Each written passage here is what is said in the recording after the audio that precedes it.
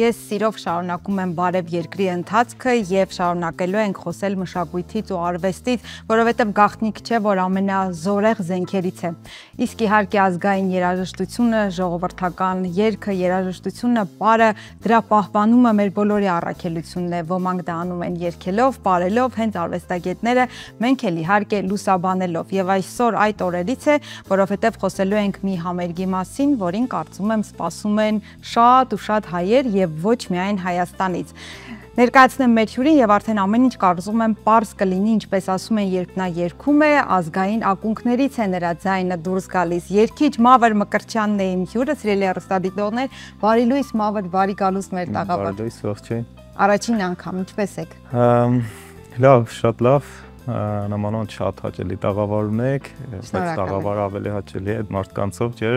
Արդեն այս մի քանի րոպեի ընթացքում շատ տաքացավ իմ ներկայացնում այն գործը որ լիներ, կասեր ձեզանից էլ շատ դրական էներգիա է գալիս եւ դա այդպես է։ Շատ գեղեցիկ առիթով ենք հանդիպել մայիսի 11-ին, սիրելի հեռուստադիտողներ, եթե չգիտեք, ասեմ, Արամ Խաչատրյան համերգասրահում տեղի է ունենալու Մավր Մկրտչյանի մենահամերգը Կանչ հայոց տան խորագրով։ Գանք ամենասկզբից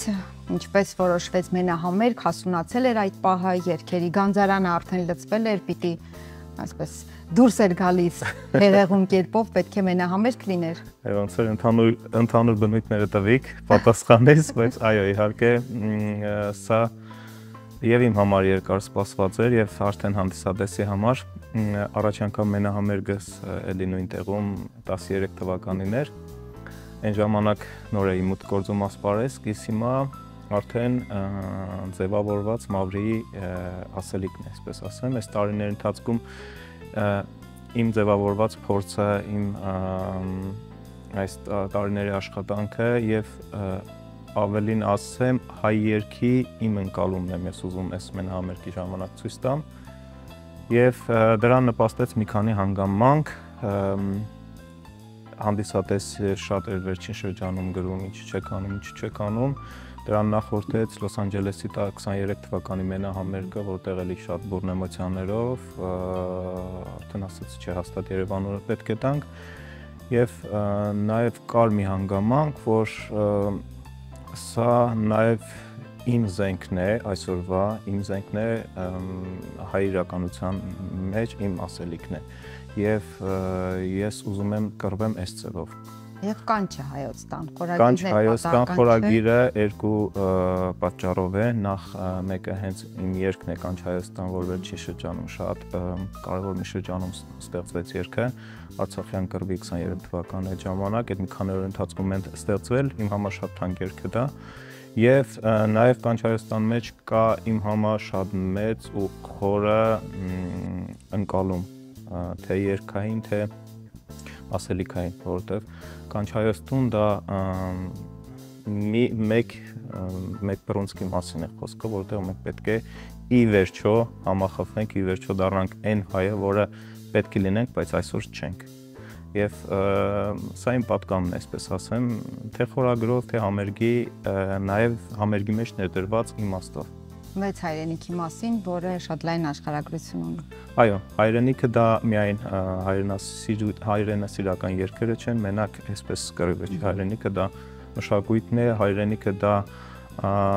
այն գանձերի վերծանումն է, այն աշխարհի ցույց տալն է, որը որ մենք շատ ահռելի մեծ քանակությամբ անբարել ենք, բայց այսօր չենք անգամ մեզ չենք ներկայացնում, որ մնաց աշխարհին։ Մավր, ինչ է սպասվում հանդիսատեսին համերգի ընթացքում ձեր երգերից, հեղինակած մշակումներ, գուցե հյուրեր, ինչ սպասի հանդիսատեսը։ Համերգի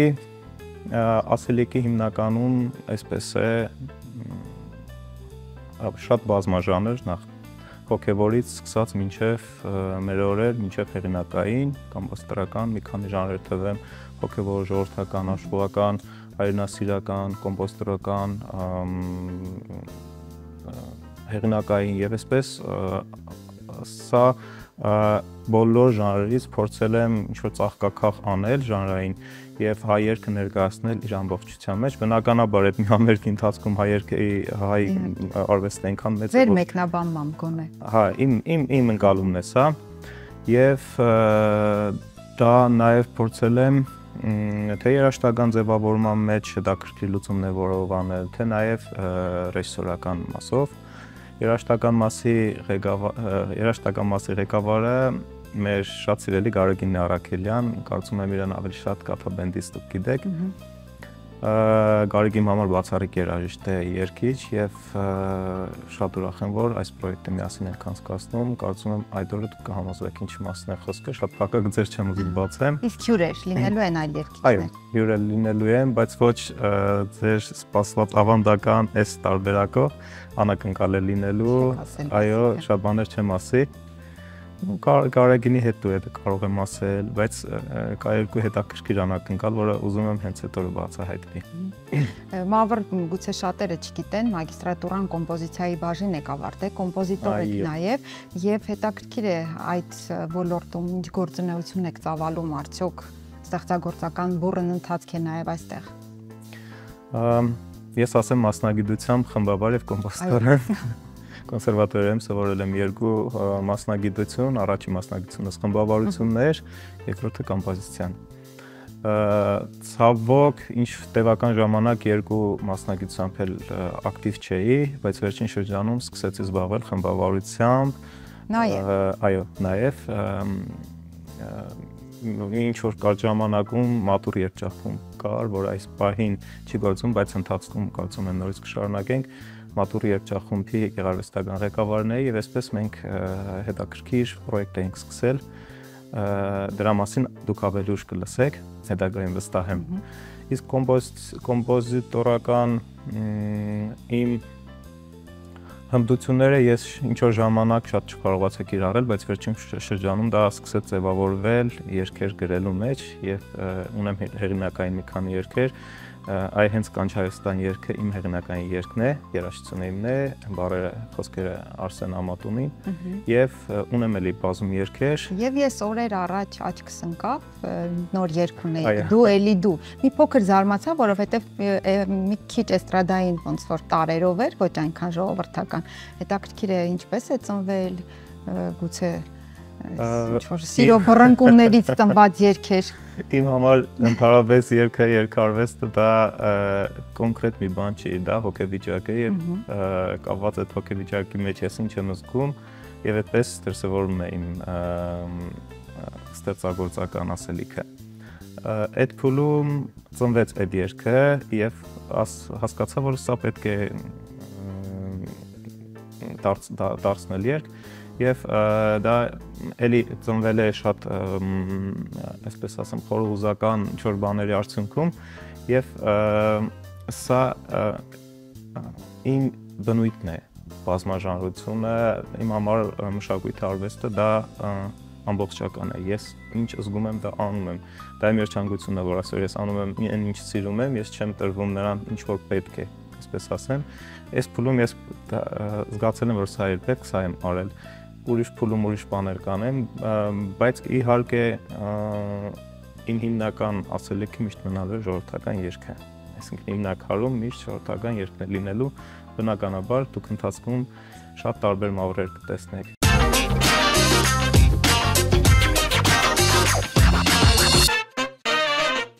Մավր 3 մեր տավարում պարոն Երկանյանն էր հյուր եւ խոսում էինք նրա հետ հենց ազգային ժողովրդական երգերի մշակումներից Նորովի ներկայացումից եւ հիմա ուզում եմ այդ հարցը նաեւ ձեզ տալ, դուք էլ ժողովրդական երգերի եւ հեղինակ եւ մշակումներով եք զբաղվում, ինչ եք նկատել, վերջերս բավականին շատ տարածված է, հա, այդ տենդենսը, որ վերցնում են ազգային երգերը, փորձում են մշակել, որը լավ, որը մի փոքր ավելի լավ կամ վատ,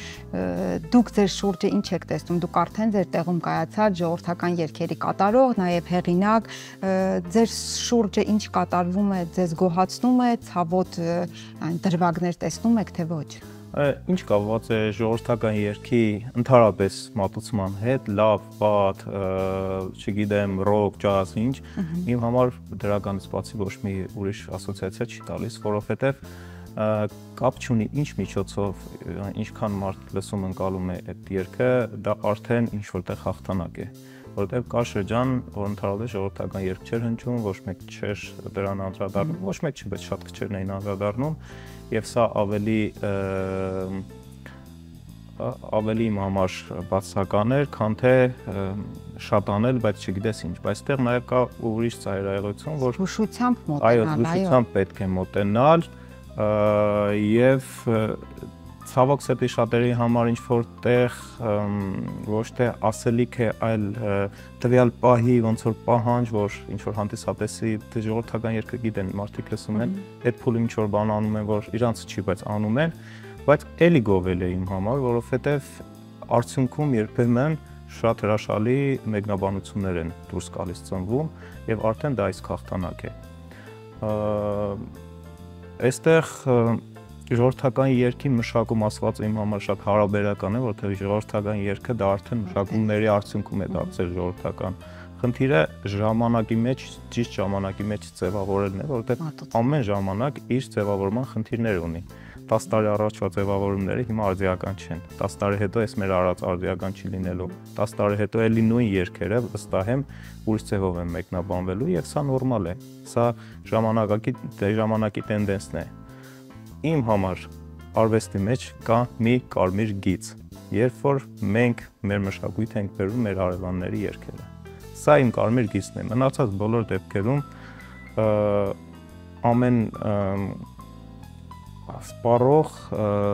իր բանն է թելադրում եւ այստեղ արվեստագետի երգչի խնդիրն է, որ ինքը չտրվի շատ դեպքերում սպառողի պահանջին, այլ հակառակը ինքը ճաշակ ձևավորի։ Այստեղ այդ ձևավորում արդեն արվեստագետի բուն ճիշտ արվեստագետ լինելու երևույթ է։ Նաեւ այդ հարևանների կողմից մերը յուրացնել է, հետաքրքիր է դուք պայքարի որևէ ձև գտել եք որպես անհատ արվեստագետ երգիչ։ Դե եթե մենք մի քիչ բաստողումներ ենք անում, եթե մենք չենք գտնում են լավագույն ներկայացման ձևը, բնականաբար իրանք դա մեր բաստողումներից օգտվում են, իրանք են վերստում դա անում։ Իսկ եթե մենք կարողանանք ճիշտ ռոպագանդել, այսօր նայեք, բացի մեր ներքին լսարանից, կարտաքին աշխարհին ռոպագանդելու խնդիր, որը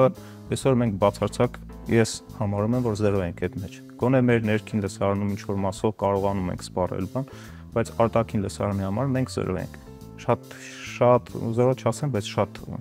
թույլ ենք, որտեղ մեր հարևանները այդ առումով երևի մեզ ցավոք սրտի առաջում են։ Մեր մշակույթը ուղղակի անհամեմատելի է ոչ մի ազգի իմ համար,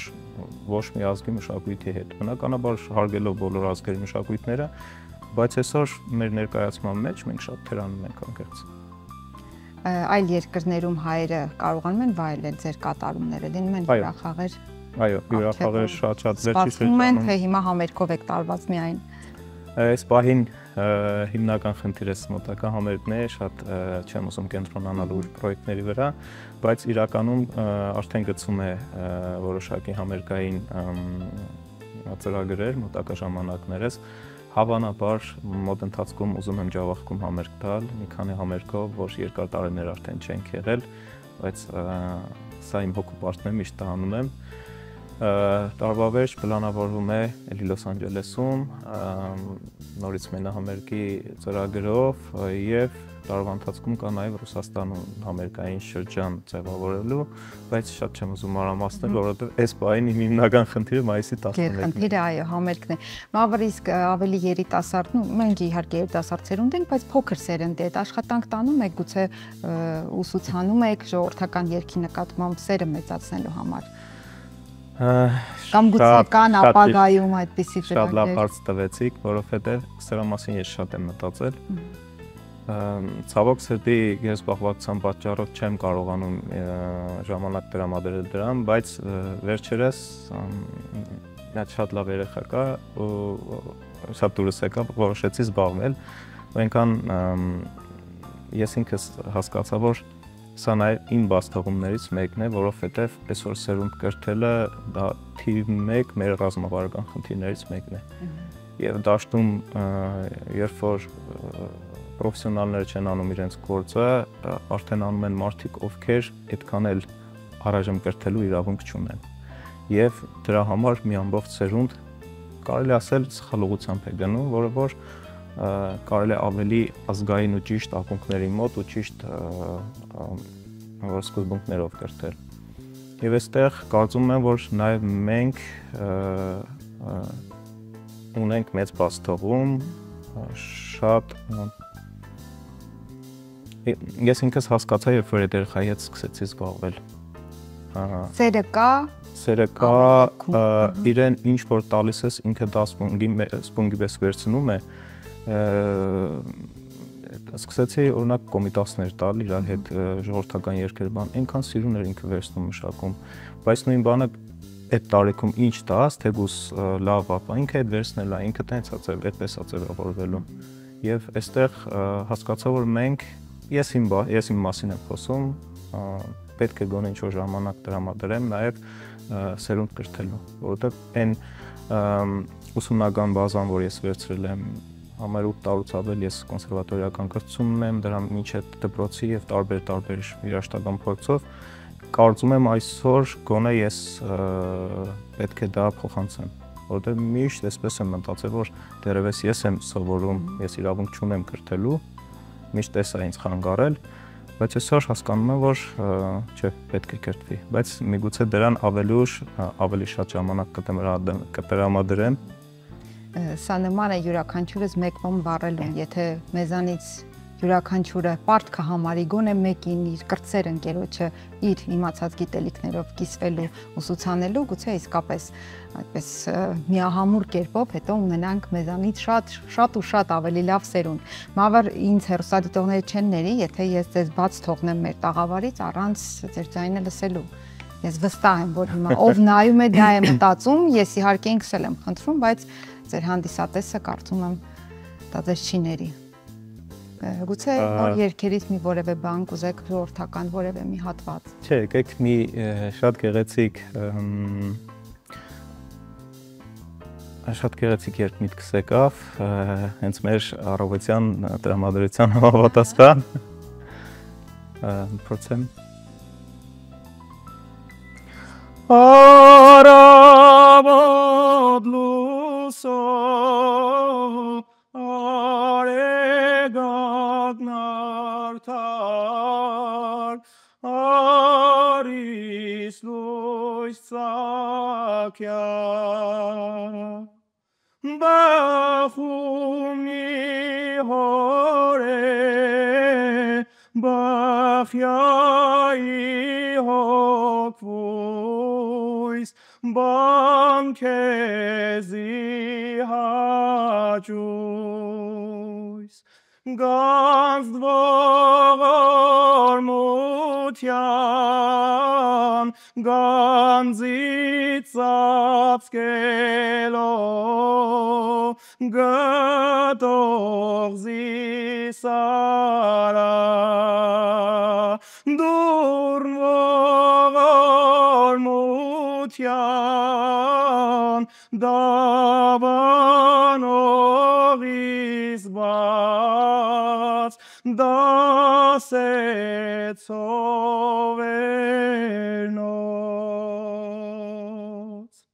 Աղոթք մեր տաղավարից, կեցեք, շնորհակալություն։ Ձեզ իհարկե հաջողություն մաղթելը, կարծում եմ հաջողությունը դեզանից առաջ քայլում է, բայց ամեն դեպքում բոլորիս դա պետք է, հատկապես մայիսի 11-ին ընդառաջ ունենք ավելացնելու որևէ բան կապված համերգի հետ կամ ձեր գործունեության հետ, որ գուցե բաց թողեցինք։ Ավելացնելու չունեմ, բայց ուզում եմ ասել մի բան, որ իմ նպատակը այդ օրը համերգ այդպեսին տալը չի։ Իմ նպատակն է այդ օր, որ ով մտնի այդ դահլիճ, գոնե դուրս գա կրկնակի անգամ հայեցի։ Եվ ամեն ինչ իմ այդ օրվա խոսքի մեջ հենց դրան է միտված, որ այդ պահին մենք մոռանանք ամեն ինչ, զգանք մենք հայ, հետո ինչ կլինի, դա արդեն հետոյի խնդիրն է։ Մի փոքր մաքրված, մի փոքր մաքրված, մեր ազգային երգերով, մեր ազգային ոգով, միասնականությամբ մոռանանք ամեն ինչ եւ ուղղակի վայելենք ազգային երգ, այդքան բան։ Շնորհակալություն ձեզ։ Մավեր Մկրտչյանն էր իմ հյուրը, սիրելի հեռուստադիտողներ, մայիսի 11-ին, եթե ուզում եք լսել նրա անզուգական ձայնը, կարող եք գնել տոմսերը արդեն կարծում եմ շատ շուտ կսպառվեն եւ Արամ Խաչատրյան համերգասրահում վայելել նրա կատարումները։ Բարև երկիրը շարունակում է իր ընթացքը, մնացեք մեզ հետ։